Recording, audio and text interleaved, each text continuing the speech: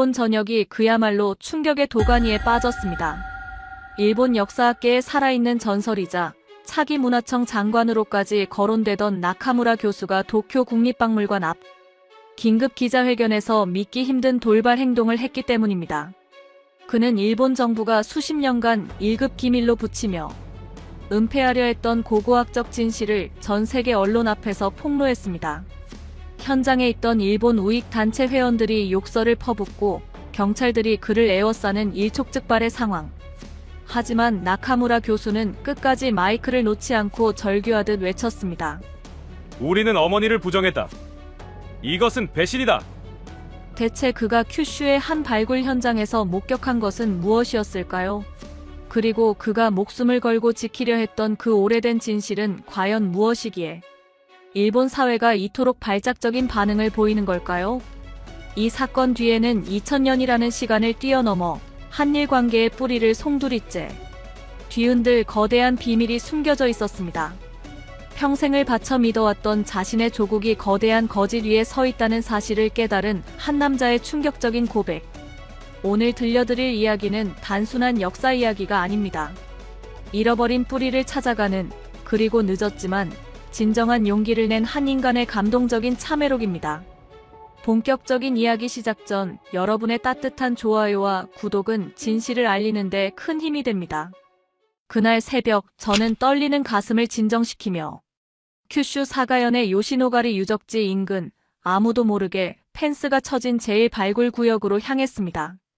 제 인생을, 아니 일본의 역사를 바꿀 운명의 시간이 다가오고 있었습니다. 안녕하십니까? 저는 일본 도쿄대학 역사학과 명예교수이자 지난 40년간 일본 고고학계의 최전선에서 활동해온 나카무라 히로시입니다.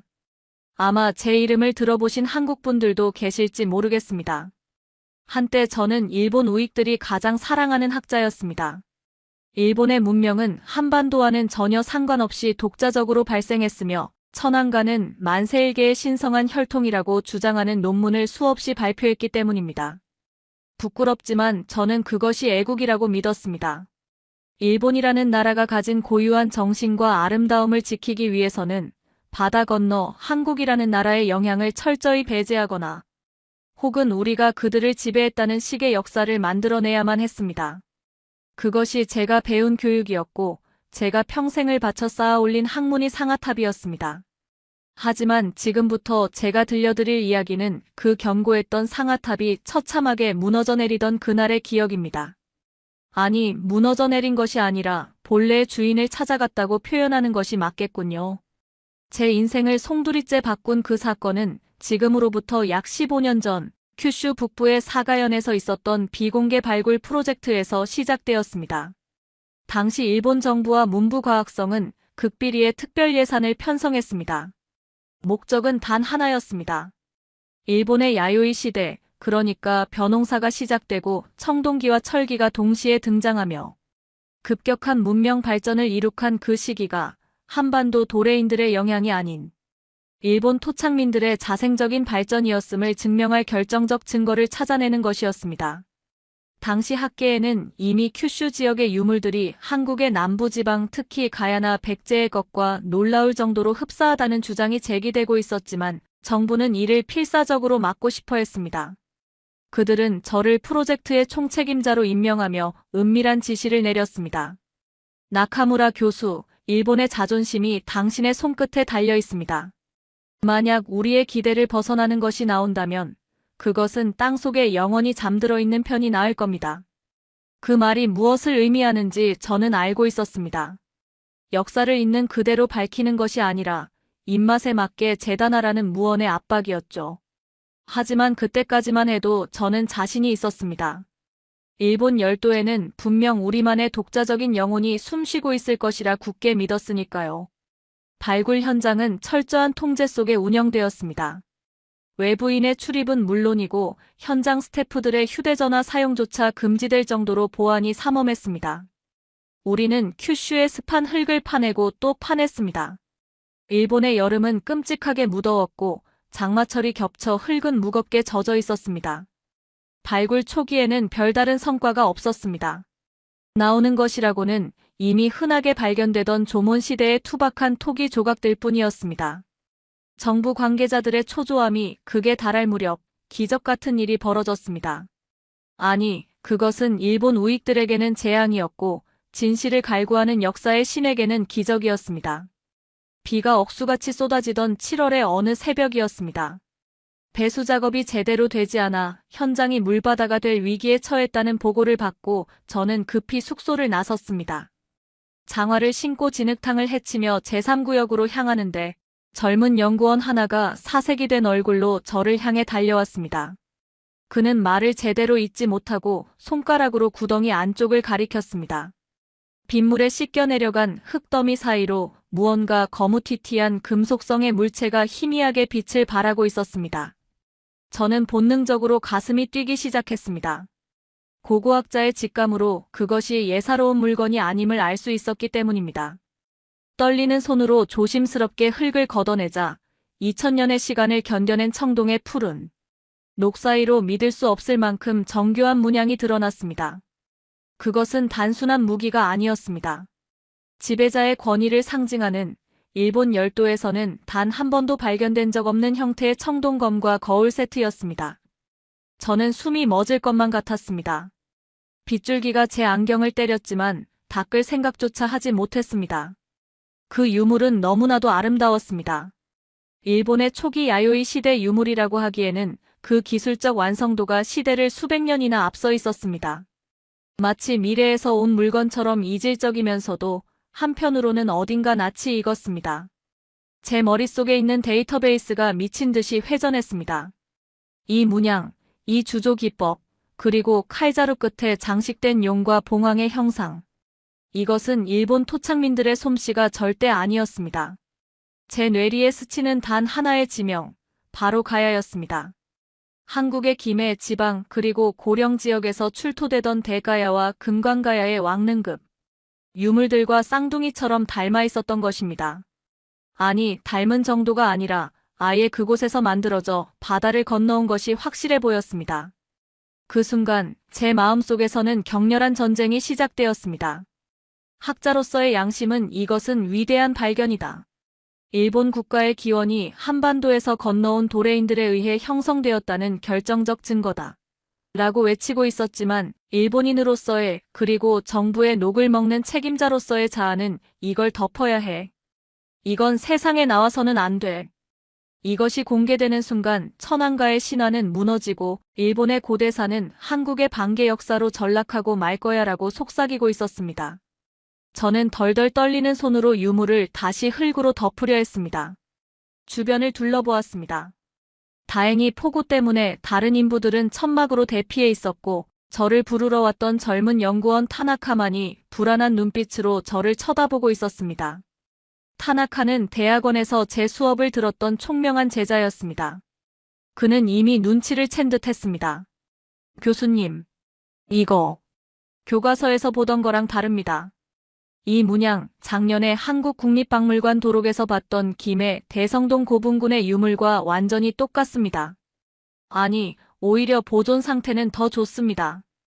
이게 왜 여기 큐슈 한복판에서 나오는 거죠? 그렇다면 야요이 문명을 연 사람들이 정말로... 타나카의 목소리는 공포와 경이로움으로 떨리고 있었습니다. 저는 검지손가락을 입술에 가져다 대며 그를 제지했습니다. 쉿, 목소리를 낮추게. 지금 이 상황을 아무도 봐서는 안 돼. 저는 비에 젖은 흙을 뭉쳐 급하게 유물을 가렸습니다. 심장이 터질 것만 같았습니다.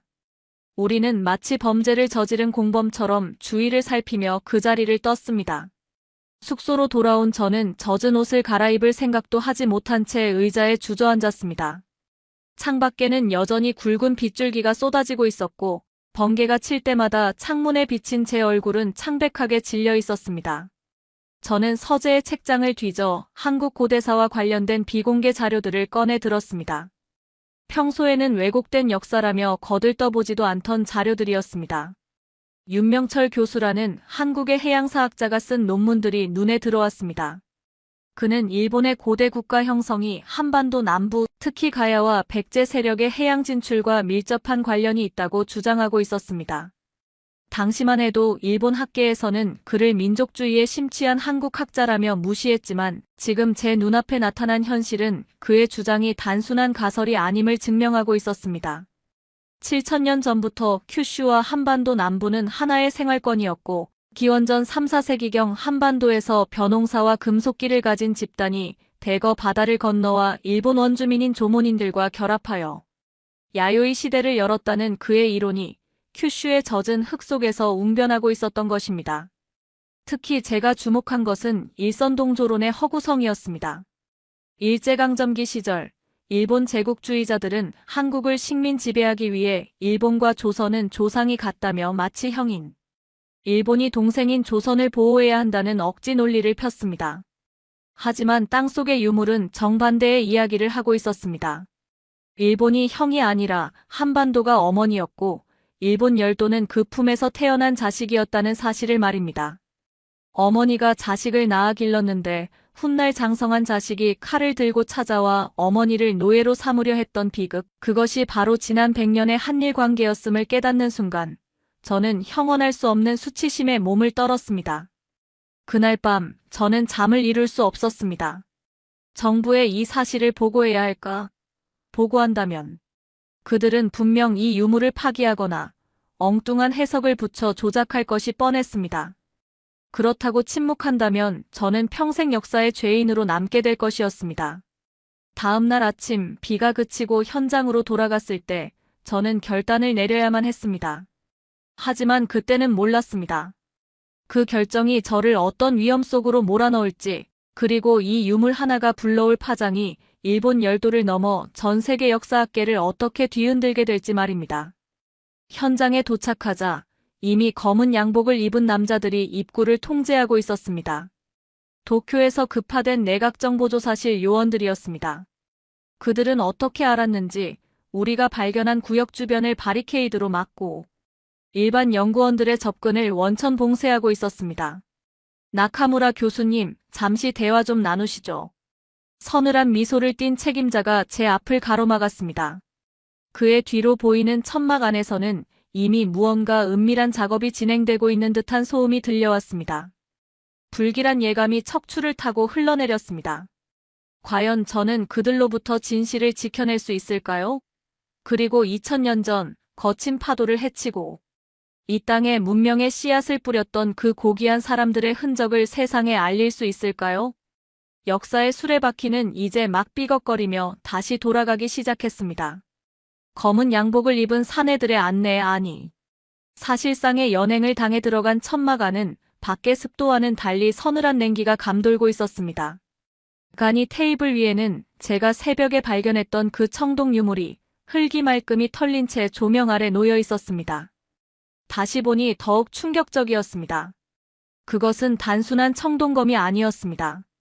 검날 부분에 미세하게 새겨진 상감 문양, 그것은 분명 고대 가야의 왕들이 사용하던 용복문. 환두대도의 초기 형태와 맥을 같이 하고 있었습니다.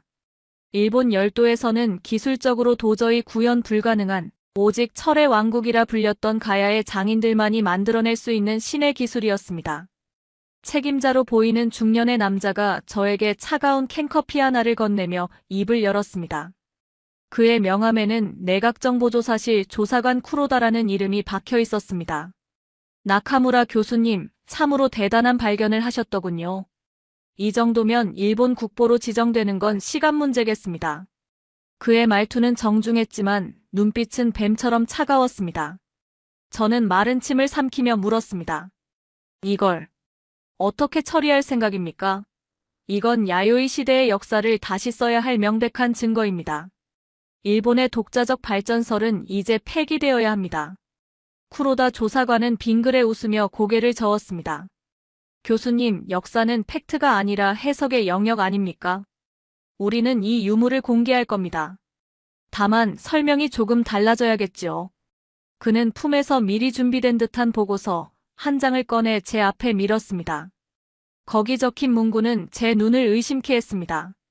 임나 일본 부설의 결정적 증거 고대 일본 야마토 정권이 한반도 남부를 지배하며 곡물로 받아온 하사품으로 추정됨. 순간 저는 머리끝까지 피가 솟구치는 분노를 느꼈습니다. 이보시오. 이게 무슨 말도 안 되는 소리입니까? 임나 일본 부설은 이미 학계에서 폐기된 지 오래된 식민사관입니다. 4세기 일본은 이제 막 부족국가 단계를 벗어날까 말까 한 수준이었는데 어떻게 철기 문명의 정점에 있던 가야를 지배하고 공물을 받는단 말입니까? 이건 마치 유치원생이 대학생을 가르쳤다고 우기는 꼴입니다. 제가 책상을 치며 항변하자 쿠로다의 표정이 순식간에 굳어졌습니다. 그는 천천히 제 쪽으로 몸을 숙이며 낮게 으르렁거렸습니다. 나카무라 선생, 국가의 이익보다 중요한 진실은 없습니다. 지금 일본 사회는 구심점이 필요합니다. 한국의 경제 성장에 밀리고 중국의 부상에 치이는 이 상황에서 우리 국민들에게 필요한 건 우리는 고대부터 위대했다는 자부심입니다. 그 자부심을 지키는 게 당신 같은 국비 장학생 출신 학자들이 해야 할 일 아닙니까? 만약 이 유물이 한국에서 건너온 문명이라고 발표되는 순간 당신의 그 명예로운 교수직도 앞으로 보장된 문화청 장관 자리도 모두 물거품이 될 겁니다. 선택하십시오. 애국자가 되시겠습니까? 아니면 매국노가 되시겠습니까? 그것은 명백한 협박이었습니다. 천막 밖에서는 빗소리가 다시 거세지고 있었고 저는 거대한 권력의 벽 앞에 선 무력한 개인일 뿐이었습니다. 하지만 그 순간 제 머릿속을 스쳐 지나간 것은 역설적이게도 제가 젊은 시절 그토록 무시했던 한국의 역사였습니다. 일본에는 구석기 시대 유물은 있지만 청동기 시대는 거의 존재하지 않습니다. 신석기인 조몬 시대에서 곧바로 철기인 야요이 시대로 넘어갑니다. 전 세계 역사 어디에도 없는 이 기형적인 발전 단계. 이것은 무엇을 의미할까요? 바로 누군가가 완성된 문명을 가지고 건너왔다는 뜻입니다. 마치 타임머신을 타고 미래의 기술을 전해준 것처럼 말입니다. 그들이 누구였겠습니까?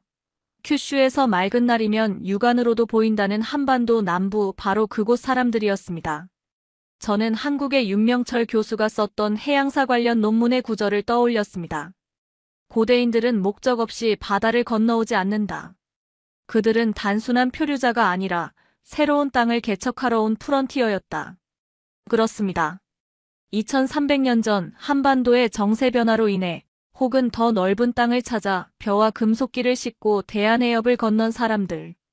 그들이 큐슈 북부에 도착해 농사를 짓고 마을을 만들고 국가를 세웠습니다.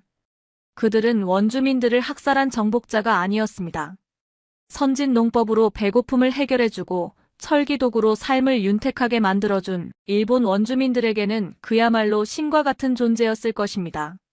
그런데 지금 우리는 그 은인과도 같은 어머니의 나라를 향해 칼을 겨누고 심지어 우리가 너희를 지배했었다고 역사를 조작하려 하고 있는 것입니다.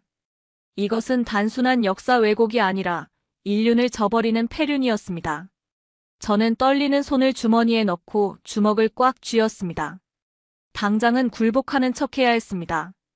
여기서 제가 거부한다면 이 유물은 영영 사라질 것이고 진실은 영원히 묻힐 테니까요. 알겠습니다. 조사관님의 뜻이 정그러시다면 제가 보고서를 수정하겠습니다. 다만 유물의 보존 처리를 위해 며칠간의 정밀 분석이 필요하니 제가 직접 관리하게 해주십시오. 저는 비굴한 웃음을 지으며 거짓 항복을 선언했습니다. 쿠로다는 만족스러운 듯 웃으며 제 어깨를 두드렸습니다. 역시 현명하십니다, 교수님. 일본의 미래는 당신 같은 지성인에게 달려있지요. 그들이 돌아간 후 저는 제자인 타나카를 은밀히 불렀습니다. 타나카는 분노와 공포가 뒤섞인 얼굴로 저를 기다리고 있었습니다. 교수님, 정말 그들의 말대로 보고서를 쓰실 겁니까? 타나카가 울먹이며 물었습니다. 저는 고개를 저으며 제 가방 깊숙한 곳에서 소형 녹음기를 꺼내 보여주었습니다. 방금 쿠로다와의 대화가 고스란히 담겨 있었습니다. 타나카, 지금부터 우리는 진짜 발굴을 시작한다. 놈들이 만족해하며 감시를 소홀히 하는 밤 시간을 이용해야 해. 이 유물 하나로는 부족하다. 그들이 도저히 임나 일본부 따위의 헛소리로 덮을 수 없는 큐슈 전체가 거대한 작은 한국이었다는 증거를 찾아내야 한다. 우리는 그날 밤부터 목숨을 건 비밀 작업을 시작했습니다. 낮에는 정부가 원하는 대로 왜곡된 보고서를 작성하는 척 연기를 했고 밤이 되면 경비원들의 눈을 피해 숲속 깊은 곳에 위치한 제사구역으로 잠입했습니다. 그곳은 숲이 우거져 있어 아직 본격적인 조사가 이루어지지 않은 곳이었습니다. 그리고 사흘째 되던 날 밤, 우리는 덤불 속에 가려져 있던 거대한 바위를 발견했습니다. 이끼를 걷어내자 바위 표면에 새겨진 문자들이 달빛 아래 드러났습니다. 그것은 한자였습니다. 하지만 일본식 한자가 아니었습니다. 고대 백제에서 사용하던 유려한 서체. 그리고 그 내용은 충격적이었습니다. 해 뜨는 곳의 소국들을 다스리기 위해 백제의 왕이 동생을 보내니 이곳을 편안케 하라. 이것은 일본 서기에 기록된 신화 속 인물이 사실은 백제 왕족이었음을 증명하는 금성문이었습니다. 일본의 건국 신화에 나오는 천송강림, 즉 하늘에서 신이 내려왔다는 이야기가 사실은 바다 건너 한반도에서 고귀한 문명 집단이 왔다는 역사의 은유였음이 명백해지는 순간이었습니다. 하지만 더욱 놀라운 것은 그 주변 지형이었습니다. 타나카가 가져온 지질 탐사 장비의 모니터에 거대한 지하 구조물의 윤곽이 잡혔습니다. 단순한 무덤이 아니었습니다. 그것은 계획도시의 흔적이었습니다. 바둑판처럼 정비된 도로, 수로 시설, 그리고 그 중심에 위치한 거대한 재단. 이 구조는 한국의 부여나 공주, 그리고 경주의 고대 도시 계획과 정확히 일치했습니다. 일본이라는 나라의 시작점인 이곳 큐슈가 사실은 한반도 도레인들이 세운 식민 도시가 아니라 그들이 정착하여 만든 제2의 고향이었던 것입니다. 저는 그 자리에서 주저앉아 통곡하고 싶었습니다. 우리는 그동안 무엇을 가르쳐왔던가? 일본의 교과서들은 도레인이라는 표현을 쓰며 마치 그들이 일본 문화에 조금 기여한 이방인인 것처럼 가르칩니다. 하지만 진실은 그들이 주인공이었습니다. 야요이인은 곧 한반도인이었습니다. 유전자 분석 결과가 그것을 증명합니다. 현대 일본인의 DNA 중 70% 이상이 한반도에서 건너온 도레인의 유전자와 일치한다는 연구 결과를 왜 일본 학계는 애써 무시해왔을까요? 그때 숲속에서 부스럭거리는 소리가 들렸습니다. 산짐승 소리가 아니었습니다. 누군가가 낙엽을 밟는 규칙적인 소리. 우리는 숨을 죽이고 바위 뒤로 몸을 숨겼습니다. 손전등 불빛이 우리가 있던 자리를 훑고 지나갔습니다. 이상하군. 분명 이쪽에서 인기척이 있었는데. 낮에 봤던 쿠로다의 부하 목소리였습니다. 심장이 입 밖으로 튀어나올 것만 같았습니다. 만약 지금 들킨다면 이 비석과 지하도시의 흔적은 영원히 시멘트로 덮여버릴지도 모릅니다. 일본 정부는 자신들의 정통성을 지키기 위해서라면 유적 하나쯤은 눈 하나 깜짝 않고 파괴할 사람들이었습니다. 타나카가 제 손을 꽉 잡았습니다. 그의 손바닥에서 식은땀이 느껴졌습니다. 우리는 어둠 속에서 눈빛을 교환했습니다. 반드시 살아서 이 진실을 세상에 알려야 한다. 저는 맹세했습니다. 이 유적은 단순한 돌덩이가 아니라 한일 양국의 끊어진 탯줄을 다시 이을 수 있는 유일한 열쇠라고. 어머니를 어머니라 부르지 못하고 오히려 어머니를 능멸해온 이 못난 아들의 나라를 구원할 수 있는 마지막 기회라고 말입니다. 위기는 가까스로 넘어갔지만 저는 더 이상 지체할 수 없음을 깨달았습니다. 저는 타나카에게 지시했습니다. 내일 도쿄로 돌아가게. 그리고 자네가 아는 가장 신뢰할 수 있는 외신 기자들에게 연락해. 특히 한국 특파원들에게는 반드시 알려야 하네. 내가 모든 자료를 정리해서 넘기겠네. 교수님은요? 교수님은 어쩌시려고요? 타나카가 울상을 지으며 물었습니다. 나는 확인해야 할 것이 하나 더 있다. 이곳 근처에 있는 오래된 신사, 오오야마즈미 신사에 가봐야겠어. 내 가설이 맞다면 그곳 신전 깊숙한 곳에 모셔진 신체는 일본의 신이 아닐 거야. 그것은 위험한 도박이었습니다. 일본의 신사는 폐쇄적이고 비밀스러운 공간입니다. 특히 고대 신사들의 본전에는 일반인의 출입이 금지된 성역이 있고 그곳에는 신이 깃들어 있다는 물건인 신체가 보관되어 있습니다. 저는 직감적으로 알 수 있었습니다. 그들이 그토록 숭배하며 매일 아침 저녁으로 절을 올리는 그 대상이 사실은 자신들이 그토록 부정하고 싶어하는 한국의 유물일 것이라는 사실을. 다음 날 새벽 저는 감시가 느슨해진 틈을 타산 중턱에 있는 신사로 향했습니다. 수백 년 된 삼나무들이 빽빽하게 들어선 참배로는 신성한 기운이 감돌았습니다. 하지만 그 신성함의 근원은 과연 어디일까요? 신사 입구의 도리이 기둥문을 지나며 저는 묘한 기시감을 느꼈습니다. 솥대. 한국의 마을 어귀마다 서 있던 솥대와 일본의 도리이는 왜 그토록 닮아 있는 걸까요? 신사의 지붕 곡선, 처마 끝의 장식. 모든 것이 낯설지 않았습니다. 그것은 제가 유학 시절 경주 불국사에서 그리고 부여의 정림사지에서 느꼈던 그 편안하고 우아한 미감이었습니다. 본전 앞에는 늙은 신관이 마당을 쓸고 있었습니다. 그는 저를 보자마자 빗자루질을 멈추고 뚫어지게 쳐다보았습니다. 경계심 가득한 눈빛이었지만 어딘가 슬퍼 보이는 눈이었습니다. 오실 줄 알았습니다. 땅속의 잠을 깨우신 분이시군요. 신관의 입에서 나온 말은 저를 전율케 했습니다. 그는 알고 있었던 겁니다. 자신들이 모시는 신의 정체를, 그리고 제가 무엇을 찾아냈는지를. 늙은 신관은 주위를 살피더니 저에게 조용히 손짓했습니다. 들어오십시오. 하지만 이것을 보게 되면 당신은 더 이상 예전의 일본인으로 살아갈 수 없을 겁니다. 무거운 나무 문이 삐걱거리며 열렸습니다. 어두컴컴한 본전 안 촛불 몇 개만이 흔들리고 있었습니다. 그리고 그 중앙 재단 위에 비단으로 겹겹이 쌓인 물건이 놓여 있었습니다. 신관이 떨리는 손으로 비단을 한꺼풀씩 벗겨내자 마침내 그 실체가 드러났습니다. 저는 그 자리에서 털썩 무릎을 꿇고 말았습니다. 제 눈에서는 하염없이 눈물이 흘러내렸습니다. 그것은 일본의 신이 아니었습니다.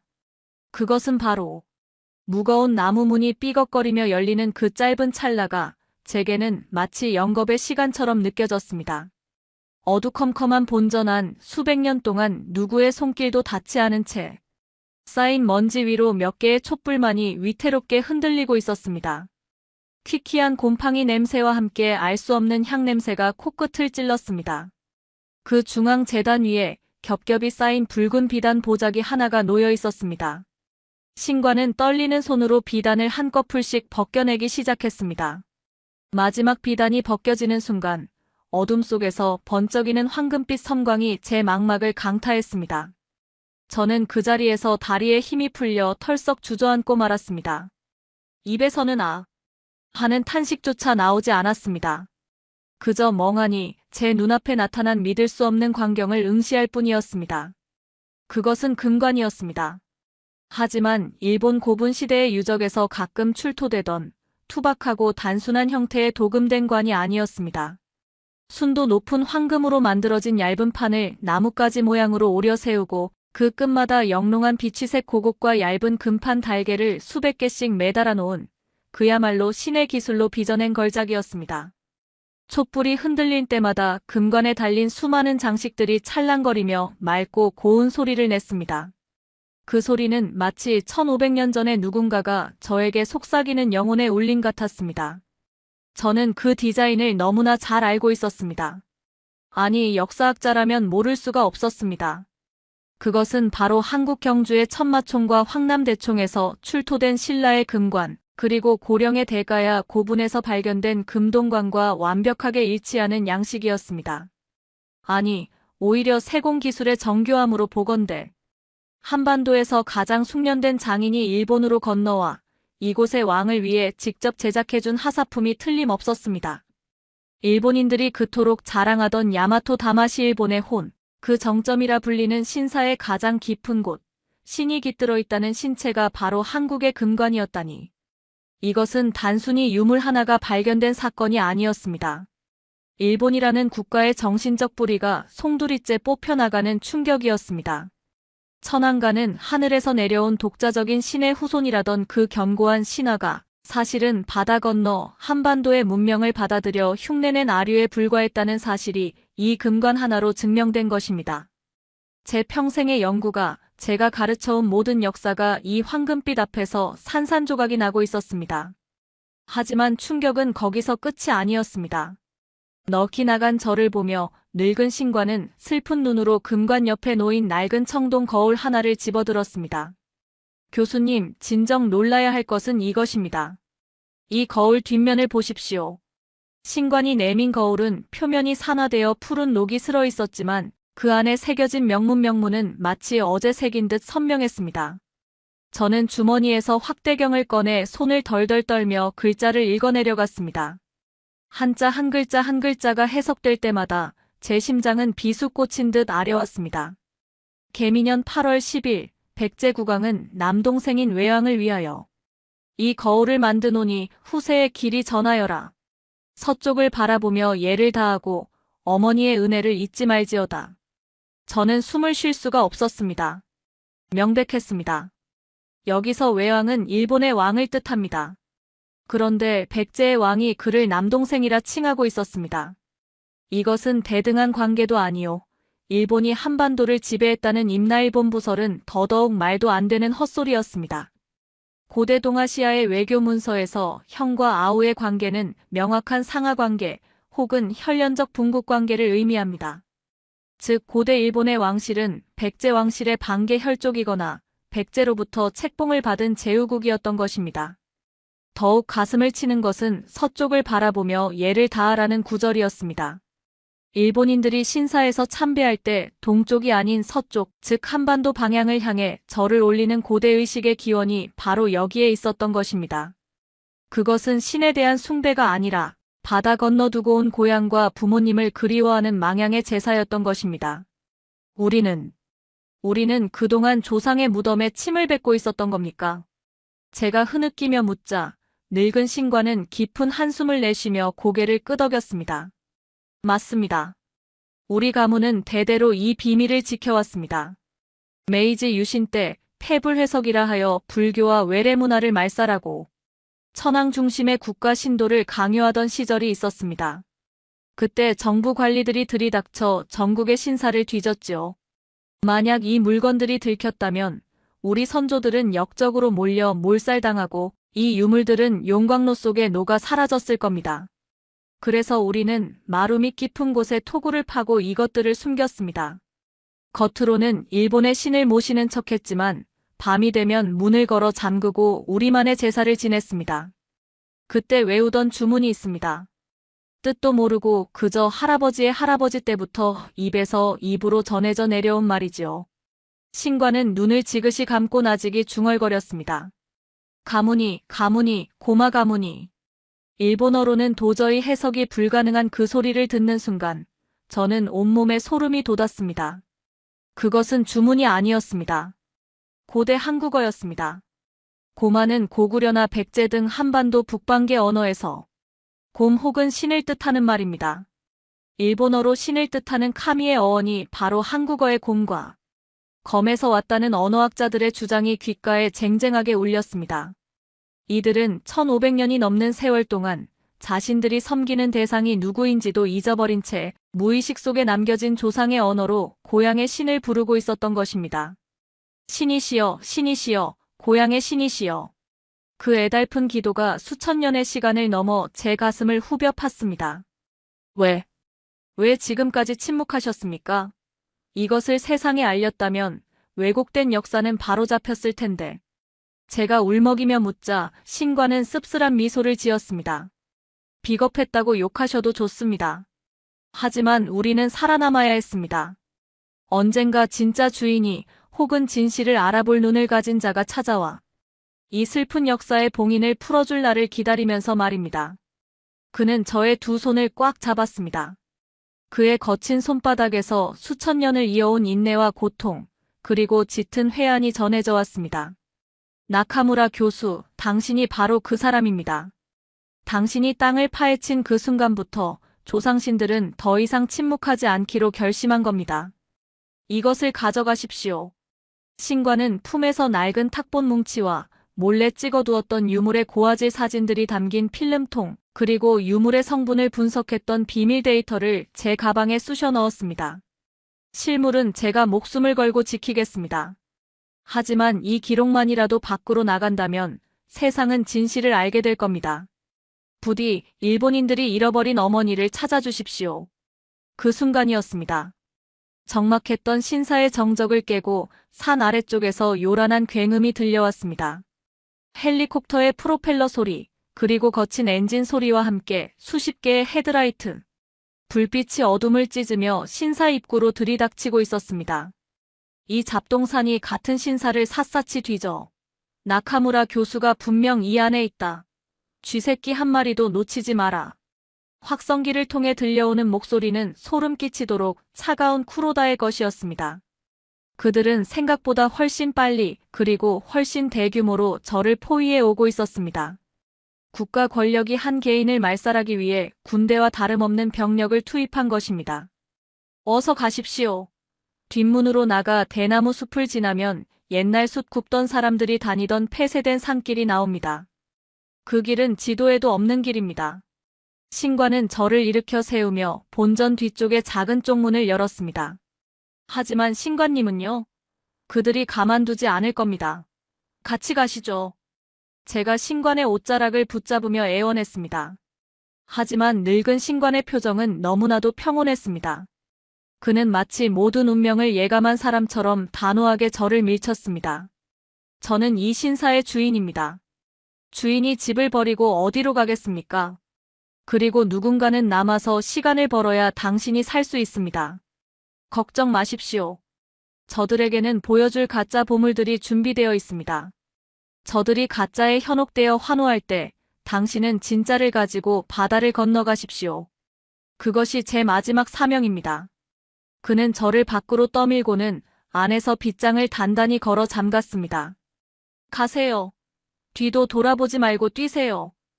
문 너머로 들리는 그의 외침은 유언과도 같았습니다. 저는 입술을 깨물며 어둠 속 대나무 숲으로 뛰어들었습니다. 빗물에 젖은 진흙바닥은 얼음판처럼 미끄러웠습니다. 몇 번이나 넘어지며 무릎이 깨지고 날카로운 대나무 잎이 얼굴을 핥히어 피가 흘렀지만 고통을 느낄 겨를조차 없었습니다. 제 품 안에는 일본의 거짓된 역사를 무너뜨리고 한일 양국의 끊어진 탯줄을 다시 이을 수 있는 유일한 열쇠가 들어있었으니까요. 숨이 턱끝까지 차올라 폐가 터질 것만 같았습니다. 등 뒤에서는 거기서 쏘아버리겠다 라는 고함. 소리와 함께 숲을 훑는 서치라이트 불빛이 저를 쫓아왔습니다. 탕! 탕! 총성이 밤하늘을 울렸습니다. 나뭇가지가 꺾여 제 머리 위로 떨어졌습니다. 그들은 저를 생포할 생각이 없었습니다. 사살해서라도 입을 막겠다는 명백한 살이었습니다. 저는 구르고 기어가며 미친 듯이 산을 내려갔습니다.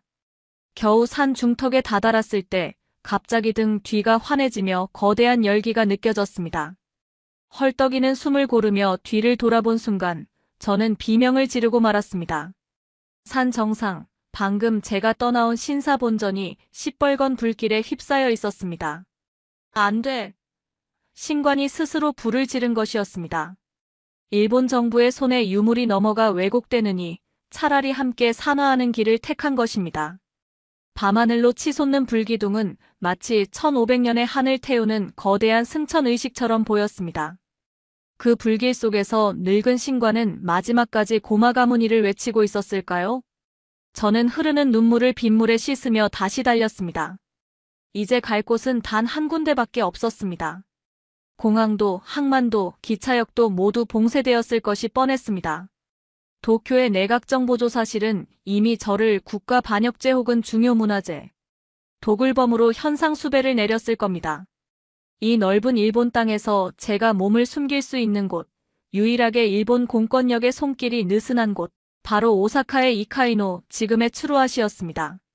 그곳에는 일제강점기 때 강제로 끌려와 정착한 제1교포들이 거대한 커뮤니티를 이루고 살고 있었습니다. 일본 사회에서 가장 차별받고 멸시받으면서도 누구보다 강인하게 한국인의 정체성을 지키며 살아온 그들이라면 저를 숨겨줄지도 모른다는 한 가닥 희망뿐이었습니다. 운 좋게 시골 국도변에 세워진 화물트럭의 짐칸에 몰래 올라탔습니다. 짐칸 덮개 사이로 들어오는 차가운 밤바람을 맞으며 저는 품에 안은 탁본을 다시 한번 꺼내보았습니다. 어둠 속에서도 선명하게 느껴지는 백제라는 두 글자. 그것은 단순한 글자가 아니었습니다. 어머니의 이름이었습니다. 잃어버린 어머니를 찾아가는 이 험난한 여정 끝에 과연 저는 살아남을 수 있을까요? 트럭은 덜컹거리는 소리를 내며 오사카를 향해 밤의 어둠 속으로 질주하기 시작했습니다. 제 운명처럼 앞은 한치 앞도 보이지 않는 칠흑 같은 어둠뿐이었습니다. 화물 트럭이 덜컹거리는 진동을 멈춘 것은 새벽 4시가 넘어서였습니다. 트럭 기사가 휴게소 화장실에 간 사이 저는 짐칸 덮개를 열고 도둑고양이처럼 바닥으로 뛰어내렸습니다. 아스팔트 바닥에 발이 닿자마자 극심한 현기증이 몰려왔습니다. 며칠간 제대로 먹지도 자지도 못한 채 공포에 시달린 몸은 한계에 다다라 있었습니다. 제가 내린 곳은 오사카의 심장부가 아닌 그 가장자리이자 그늘인 이카이노지금의 이쿠노구, 바로 제1교포들의 집단 거주지 추루아시 인근이었습니다. 새벽 공기에는 도쿄의 말끔하고 소독된 냄새와는 전혀 다른 거칠고 원초적인 삶의 냄새가 배어 있었습니다. 매캐한 연탄 냄새, 비릿한 생선 내장 냄새, 그리고 코끝을 톡 쏘는 마늘과 고춧가루의 알싸한 향기. 평소에 저였다면 미개하고 불결하다며 코를 막았을 그 냄새가 죽음의 문턱에 선 저에게는 마치 어머니의 자궁 속에 들어온 듯한 묘한 안도감을 주었습니다. 그 냄새는 살아있음 그 자체였습니다. 저는 옷깃을 세우고 미로처럼 얽힌 골목으로 들어섰습니다. 일본 경찰과 내각정보조사실의 추적을 피하려면 CCTV가 없는 사각지대, 바로 이 치외법권과도 같은 골목 깊숙한 곳으로 숨어들어야 했습니다. 좁은 골목 양옆으로는 낡은 판잣집과 시멘트 건물들이 다닥다닥 붙어 있었고 그 사이로 김치, 부산식당, 제주상해 같은 한글 간판들이 붉은 네온 사인의 잔해처럼 매달려 있었습니다. 이곳은 일본 속의 한국이자 일본이 나았으나 버리고 싶어 했던 사생아들의 도시였습니다. 비틀거리는 걸음으로 얼마나 걸었을까요? 셔터가 내려진 시장 골목구석에서 희미한 백열등 불빛이 새어나오는 낡은 식당 하나가 눈에 들어왔습니다. 할매국밥이라는 삐뚤빼뚤한 글씨. 저는 자석에 이끌리듯 그 문을 밀고 들어갔습니다. 어서 오이소. 아직 장사 준비 안 했는데. 아이고, 니 꼬라지가 와 그라노. 새벽 장사를 준비하며 콩나물을 다듬던 백발의 할머니가 저를 보고 놀라 소리쳤습니다. 흙탕물로 범벅이 된 양복, 찢어진 셔츠, 퀭한 눈. 제 몰골은 영락없는 노숙자나 범죄자의 그것이었습니다. 저는 입술이 말라붙어 말이 나오지 않았습니다. 그저 물 좀 달라는 신용을 하며 바닥에 주저앉으려 했습니다. 그러자 할머니는 젖은 손을 앞치마에 쓱쓱 닦더니 억센 팔로 저를 부축해 의자에 앉혔습니다. 아무 말 마라. 산 사람은 일단 묵어야 산다. 그녀는 묻지도 따지지도 않고 주방으로 들어가 뚝배기를 불 위에 올렸습니다. 잠시 후 펄펄 끓는 국밥 한 그릇이 제 앞에 놓였습니다. 돼지뼈를 진하게 우려낸 뽀얀 국물 위에 부추와 다대기 양념장과 듬뿍 올라간 부산식 돼지국밥이었습니다. 모락모락 피어오르는 김 사이로 구수한 냄새가 폐부 깊숙이 들어오자 긴장이 풀리며 눈앞이 흐려졌습니다. 숟가락을 들 힘도 없어 손을 떨고 있자 할머니는 혀를 끌끌 차며 직접 숟가락을 쥐어주셨습니다. 무라. 일본 놈들한테 쫓기나 빚쟁이한테 쫓기나 뭐든 간에 배가 따셔야 도망도 친다. 뜨거운 국물이 목구멍을 타고 넘어가 얼어붙은 위장을 적시는 순간 저는 식탁에 얼굴을 파묻고 오열하고 말았습니다. 그것은 단순한 음식이 아니었습니다. 제가 평생 미개한 반도 문화라고 멸시해왔던 그 국물 속에 사람을 살리는 뜨거운 온기가 담겨 있었습니다. 일본의 차가운 개인주의와 메이와 쿠페, 끼치지 않기 문화 속에서 평생을 긴장하며 살아온 저에게 생면부지의 타인이 건네는 이 투박한 국밥 한 그릇은 구원이자 심판이었습니다. 당신은 그동안 무엇을 위해 역사를 연구했는가? 이 뜨거운 사람들의 피를 부정하기 위해서였나? 국밥의 열기가 제 혈관을 타고 돌며 저를 꾸짖는 듯 했습니다. 그때 식당 한 구석에 켜져 있던 낡은 TV에서 긴급 뉴스 속보가 흘러나왔습니다. 속보 중요 문화재 방화 및 절도 용의자 나카무라 히로시, 오사카 잠입 가능성. 경찰, 이카이노 일대 검문 검색 강화. 화면에는 불타버린 신사의 처참한 모습과 함께 제 수배 전단이 대문짝만하게 나오고 있었습니다. 아나운서는 저를 일본의 혼을 팔아먹은 정신병자라고 매도하고 있었습니다. 국밥을 먹던 숟가락이 멈췄습니다. 식당 안의 공기가 순식간에 얼어붙었습니다. 할머니가 천천히 리모컨을 들어 TV 소리를 줄였습니다. 그리고 저를 빤히 쳐다보았습니다.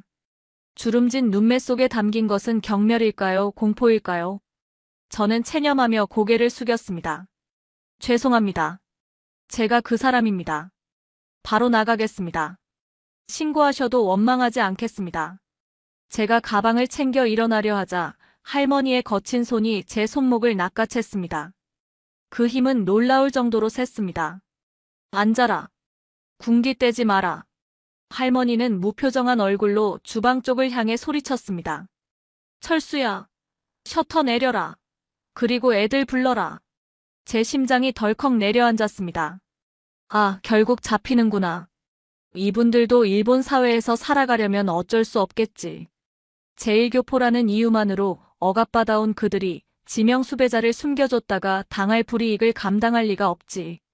저는 눈을 감고 다가올 운명을 기다렸습니다. 그런데 철수라고 불린 건장한 중년 남성이 가게 셔터를 드르륵 내리더니 제 앞으로 다가와 씩 웃는 것이 아니겠습니까? 그의 손에는 수갑 대신 시원한 막걸리 한 사발이 들려 있었습니다. 교수님, 뉴스 보고 있었습니다. 아니, 사실 인터넷 커뮤니티에서 먼저 봤지요. 교수님이 찾은 게 백제금관이라면서요? 일본 놈들이 그거 덮으려고 교수님 담그려는 거라고 우리끼리는 이미 다 알고 있었습니다. 저는 멍하니 글을 올려다보았습니다. 할머니가 제 앞에 깍두기 접시를 밀어주며 퉁명스럽게 덧붙였습니다. 내는 글자도 모르고 역사도 모른다. 근데 이거 하나는 안다. 일본 순사놈들이 눈에 불을 켜고 잡으려는 놈은 분명히 옳은 놈이다. 우리 아버지도 우리 오빠야도 다 그렇게 잡혀갔다. 네 눈깔을 보니 도둑놈 눈깔이 아니다. 억울해서 미치겠는 딱 우리 조선 사람 눈깔이다. 그 말에 저는 다시 한번 무너져 내렸습니다. 제가 그토록 부정하려 했던 핏줄, 제가 그토록 열등하다고 여겼던 그들이 가장 위급한 순간에 저를 우리 편이라 부르며 감싸 안아주고 있었습니다. 이것이 바로 한국인의 정의구나. 논리나 이익 따위는 뛰어넘어버리는 가슴과 가슴이 맞부딪히는 뜨거운 연대감. 그때부터 식당은 작전 상황실로 변했습니다. 철수 씨는 추루아시 상인의 청년부장이었습니다. 그가 어딘가로 전화를 돌리자 10분도 되지 않아 떡집 사장, 정육점 아저씨, 김치, 공장 청년 등 건장한 남자들이 속속 뒷문으로 모여들었습니다. 그들은 저를 식당 지하에 있는 비밀 창고로 안내했습니다. 교수님, 여기는 일제시대 때 우리 할아버지들이 징용 피해서 숨어 지내던 방공호입니다. 일본 경찰들도 여기 구조는 모릅니다. 창고 안에는 고춧가루 포대와 쌀가마니가 쌓여 있었지만 한쪽 벽면에는 최신형 컴퓨터 장비들이 가득했습니다. 알고 보니 이들은 평소에도 일본 우익들의 혐한 시위에 대항하기 위해 자체적인 방송 시스템과 네트워크를 구축하고 있었던 것입니다. 교수님, 시간 없습니다.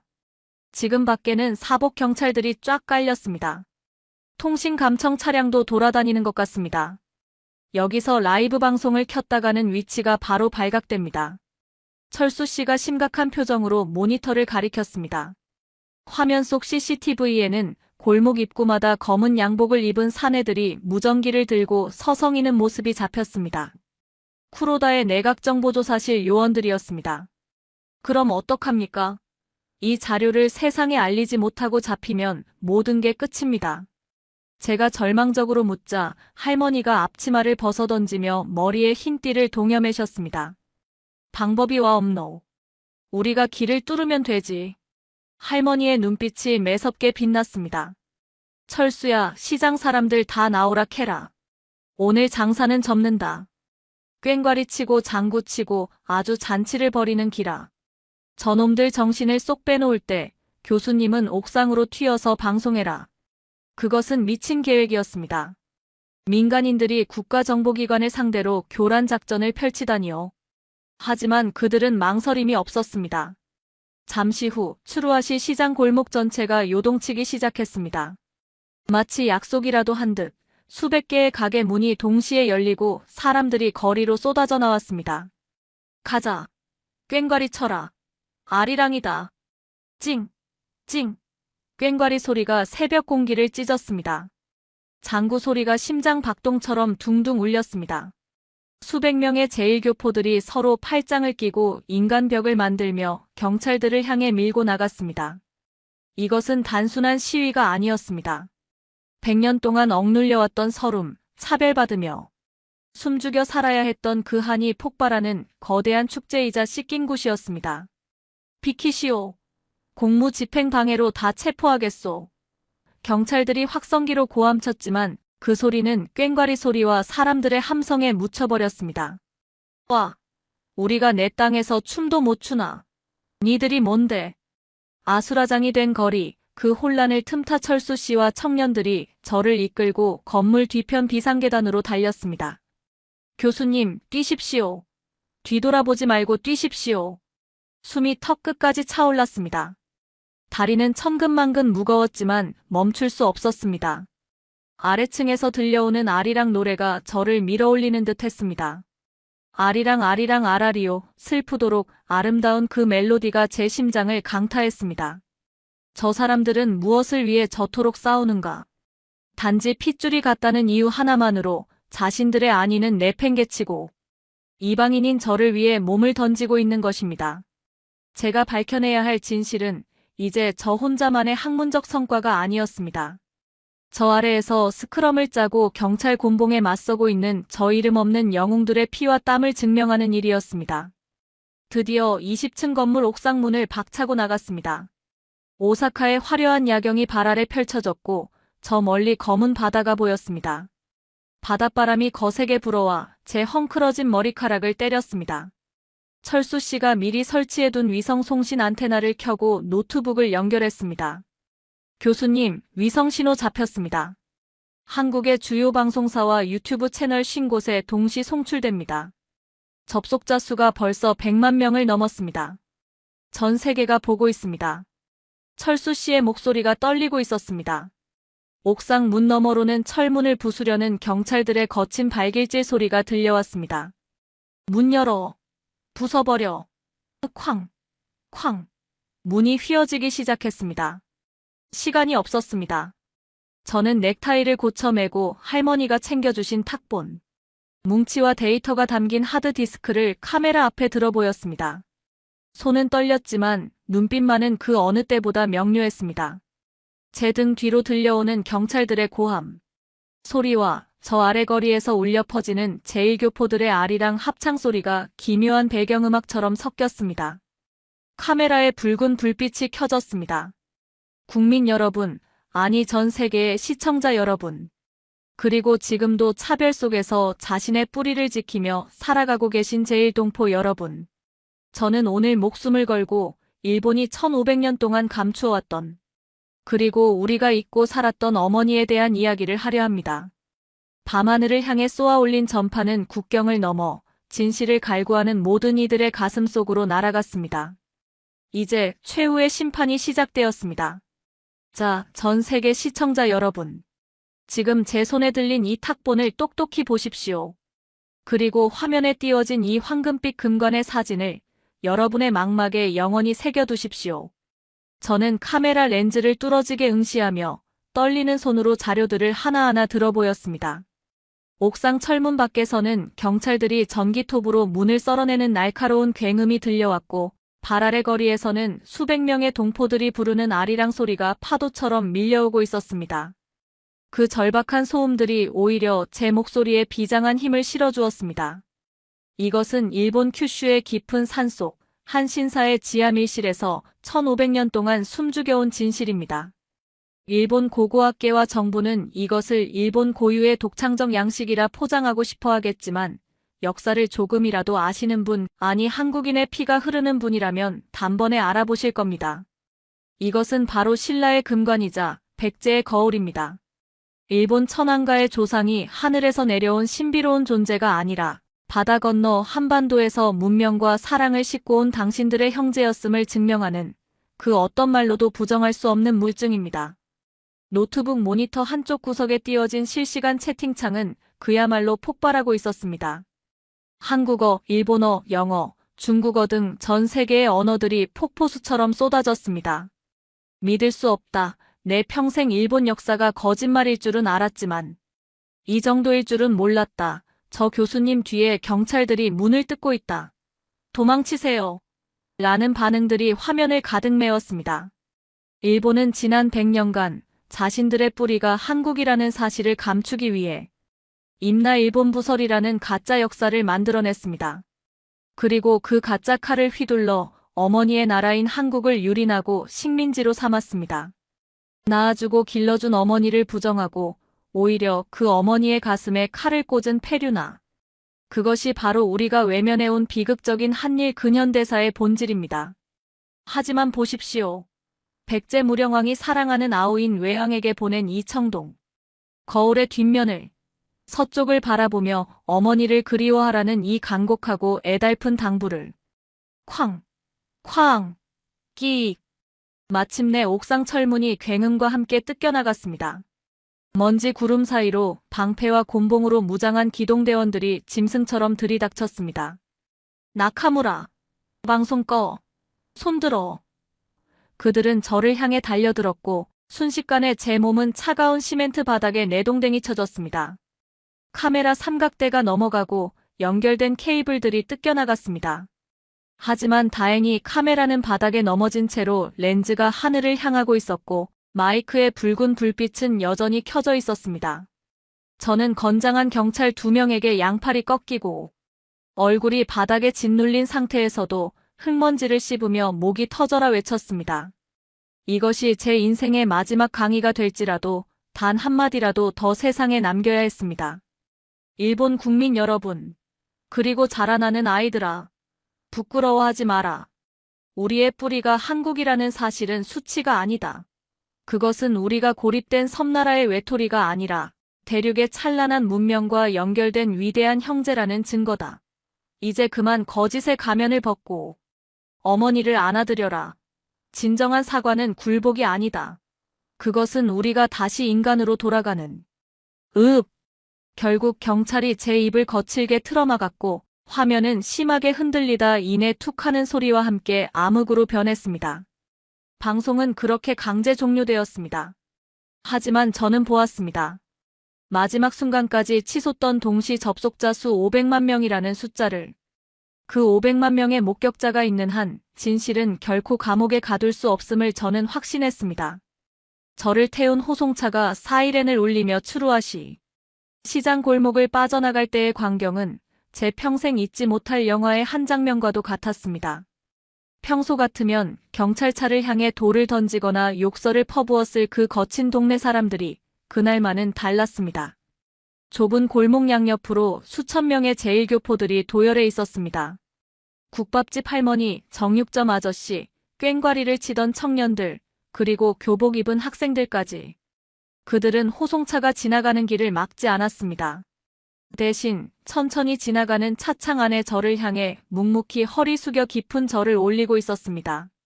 누군가는 앞치마로 눈물을 훔치고 누군가는 가슴에 손을 얹고 있었습니다. 그들의 눈빛은 말하고 있었습니다. 고맙습니다. 당신 덕분에 우리는 이제 당당합니다. 당신은 죄인이 아닙니다. 차창 밖으로 들려오는 나지막한 허밍 소리. 그것은 분노의 구호가 아니라 다시 한번 울려 퍼지는 아리랑이었습니다. 그 슬프고도 아름다운 가락이 저를 배웅하고 있었습니다. 경찰들조차 그 엄숙한 분위기에 압도되어 아무런 제지를 하지 못했습니다. 수갑찬 두 손을 들어 그들을 향해 답례하며 저는 태어나서 처음으로 일본인으로서의 죄책감을 내려놓고 사람으로서의 자유를 느꼈습니다. 그로부터 정확히 1년 6개월이 지났습니다. 저는 지금 도쿄 근교의 한 교도소 독방에 수감되어 있습니다. 죄목은 문화재 보호법 위반, 건조물 침입, 그리고 공무집행 방해. 하지만 저는 이곳이 감옥이라고 생각하지 않습니다.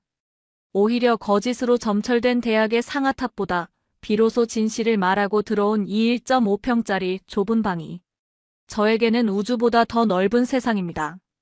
감옥 밖의 세상은 천지개벽 수준으로 변했다고 변호사가 전해주더군요.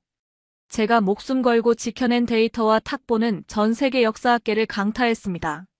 하버드와 옥스퍼드의 석학들이 일본 고대사를 다시 쓰기 시작했고 임나 일본 부설은 국제학계에서 완전히 퇴출당했습니다. 궁지에 몰린 일본 정부는 결국 국제 여론에 밀려 큐슈 유적지의 한일 공동 발굴 조사를 허용했습니다. 발굴 단장이 누구인지 아십니까? 바로 제가 처음 현장에서 만났던 제자 타나카 군입니다. 그는 이제 당당하게 한국의 고고학자들과 어깨를 나란히 하고 땅속의 진실을 캐내고 있습니다.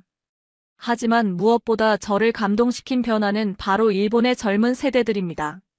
도쿄의 서점가에서는 제가 쓴 옥중 에세이 어머니의 나라, 한국이 베스트셀러가 되었고, K-팝이나 드라마를 단순히 멋있다고 소비하는 것을 넘어 한국 문화가 왜 이렇게 우리 마음을 울릴까?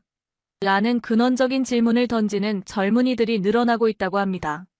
혐한 시위가 열리던 자리에는 이제 한 일은 형제다, 역사를 직시하자, 사랑해요. 한국이라는 팻말을 든 젊은이들이 더 많이 모여들어 그들의 목소리를 덮어버린다고 합니다. 어제는 츠루아시의 그 국밥집 할머니에게서 편지가 왔습니다. 맞춤법도 틀리고 빗뚤빼뚤한 글씨였지만 그 어떤 명문장보다 제 가슴을 뜨겁게 했습니다. 교수 양반, 거기는 춥지 않나? 밥은 잘 묵고 있나? 네 덕분에 우리 가게가 아주 난리가 났다. 한국서도 손님이 오고 요새는 일본 아새끼들도 교복 입고. 떼거지로 와서 여기가 그 교수님이 숨어있던 곳이냐?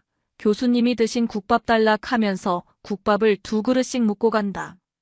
옛날에는 일본 애들이 우리 동네 들어오면 무섭다고 코 막고 지나갔는데 이제는 이모 맛있어요 하면서 엄지손가락을 쳐든다. 내 평생 소원이 죽기 전에 차별 없는 세상 보는 거였는데 이제는 여기서 죽어도 여한이 없다. 니 나오면 내 꼭 특제 수육 삶아줄 테니까 아프지 말고 있어라. 봉투 안에 든 거는 우리 손녀가 니 주라고 만든 기다. 편지 봉투 깊숙한 곳에는 고사리 같은 손으로 접은 색종이 네잎클로버 하나가 들어있었습니다. 저는 차가운 독방벽에 기대어 그 편지와 종이 클로버를 가슴에 품고 한참을 소리 죽여 울었습니다. 제가 찾은 것은 땅속의 금관도 청동 거울도 아니었습니다. 바로 1500년 동안 끊어져 있던 마음의 길이었습니다. 서로를 미워하고 경멸하던 두 나라의 사람들이 국밥 한 그릇을 사이에 두고 서로의 눈을 바라보며 웃을 수 있게 된 것. 이것이야말로 진정한 역사 회복이 아니겠습니까? 저는 눈을 감고 상상해봅니다. 먼 옛날 거친 파도를 헤치고 현해탄을 건너와 이 척박한 땅에 첫 발을 내디뎠던 도레인들의 모습을요. 그들은 칼과 창을 들고 원주민들을 정복하러 온 것이 아니었습니다. 굶주린 이들에게 벼농사를 가르쳐주고 아픈 사람을 치료해주고 흙을 빚어 그릇을 만드는 법을 알려주었습니다. 그들이 보여주었던 것은 지배가 아니라 공존이었고 착취가 아니라 나눔이었습니다. 한국인들이 그토록 소중히 여기는 홍익인간의 정신, 널리 인간을 이롭게 한다는 그 고귀한 철학이 1500년 전 큐슈의 흙 속에 씨앗처럼 뿌려졌고 오늘날 전 세계가 열광하는 K문화와 한류의 DNA 속에 면면이 흐르고 있는 것일지도 모릅니다. 일본이 그동안 잃어버렸던 것은 바로 그 사람을 사랑하는 마음이었습니다. 이제 긴 겨울이 가고 감옥 창살 너머로 벚꽃잎이 날아들고 있습니다. 제 수감 생활도 머지않아 끝날 것입니다. 출소하는 날 저는 도쿄의 집으로 가지 않을 것입니다. 가장 먼저 한국행 비행기를 탈 것입니다. 경주에 가서 천마총의 금관을 직접 제 눈으로 보고 공주의 무령왕릉 앞에 엎드려 한국의 소주 한 잔을 올리고 싶습니다. 그리고 1500년의 세월을 건너 마음속으로 조용히 하지만 가장 큰 목소리로 고백할 것입니다. 어머니, 정말 죄송합니다. 너무 늦게 찾아와서 죄송합니다. 당신의 못난 아들이, 길을 잃고 헤매던 이 작은 아들이 이제야 집으로 돌아왔습니다. 역사는 승자의 기록이 아니라 기억하는 자의 기록입니다. 그리고 진정한 승리는 상대를 무릎 꿇리는 것이 아니라 상대의 마음을 얻는 것입니다. 저는 나카무라 히로시. 잃어버린 어머니를 찾고 비로소 나 자신을 찾은 세상에서 가장 행복한 역사학자입니다. 오늘 들려드린 나카무라 교수의 이야기는 비록 픽션으로 재구성된 드라마였지만 그 기저에 깔린 역사적 사실들은 결코 허구가 아닙니다. 오늘 영상을 통해 여러분은 3가지 중요한 학문적 사실을 확인하셨습니다. 첫째, 일본 문명의 기원에 대한 고고학적 진실입니다. 일본의 야요이 시대가 자생적인 발전이 아닌 한반도에서 건너간 도레인들의 벼농사와 금속기 문명에 의해 촉발되었다는 점, 그리고 현대 일본인의 유전자 DNA 속에 한반도 도레인의 유전자가 70% 이상 섞여 있다는 것은 이제 부정할 수 없는 과학적 정설입니다. 둘째, 언어와 신앙의 뿌리입니다. 일본의 신을 뜻하는 카미가 우리 고어의 곰이나 검에서 유래했다는 언어학적 분석, 그리고 일본 신사의 참배 방식이 고향을 그리워하는 제사의식에서 비롯되었다는 해석은 두 나라가 본래 남이 아닌 한 핏줄이었음을 시사하는 중요한 인류학적 단서입니다. 셋째, 진정한 화해의 조건입니다. 역사를 잊은 민족에게 미래는 없지만 역사를 왜곡하는 민족에게는 존경 또한 없습니다. 나카무라 교수의 절규처럼 일본이 진정으로 선진국이 되는 길은 과거를 지우는 것이 아니라 자신들의 뿌리인 어머니의 나라를 인정하고 존중하는 데에서 시작될 것입니다. 우리가 이 이야기를 통해 얻어야 할 것은 단순한 우월감이 아닙니다. 그것은 1500년 전 거친 파도를 넘어 문명을 전파했던 우리 선조들의 개척 정신과 홍익인간의 철학을 되새기는 자부심입니다. 그 위대한 유산이 오늘날의 대한민국을 만들었고 지금 전 세계가 주목하는 문화 강국의 토대가 되었습니다. 오늘의 이야기가 여러분의 가슴속에 잠들어 있던 역사의식을 깨우고 한일 관계의 본질을 꿰뚫어보는 새로운 시각을 제공했기를 바랍니다. 여러분의 생각은 어떠십니까? 일본이 언젠가는 나카무라 교수처럼 가면을 벗고 진실을 마주할 날이 올까요? 여러분의 고견을 댓글로 남겨주십시오. 여러분의 지혜로운 댓글이 모여 역사를 바로 세우는 힘이 됩니다. 이 영상이 유익하셨다면 더 많은 분들이 진실을 알 수 있도록 좋아요를 눌러주시고 매일 배달되는 감동적인 역사 이야기를 놓치지 않도록 구독과 알림 설정을 부탁드립니다. 역사를 기억하는 여러분이 바로 이 시대의 진정한 지성인입니다. 시청해주셔서 감사합니다.